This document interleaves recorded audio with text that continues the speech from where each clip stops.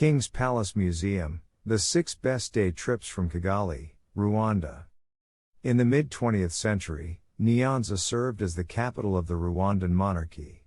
Today, the king's traditional royal residence has been impeccably restored to its former glory, using authentic materials and techniques to build the thatched, beehive-shaped structures for which it is famous. Visitors can tour the palace, watch Intore dancers perform in their elaborate headdresses, and meet a small number of royal Inyambo cattle.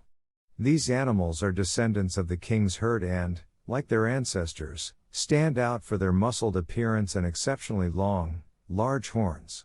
In times gone by, the cattle were trained to dance in time with special songs, which they performed at royal ceremonies while heavily adorned with rich jewelry.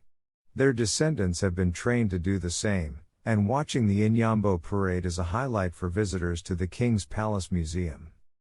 Getting there, follow the RN1 southwest and then south out of Kigali. When you reach Nyanza, turn right onto the Nyanza road to the museum. The journey takes around 2 hours, 20 minutes. Travel tip: the King's Palace Museum is situated on the same road as the Ethnographic Museum, making it easy, and very rewarding, to visit both in one day.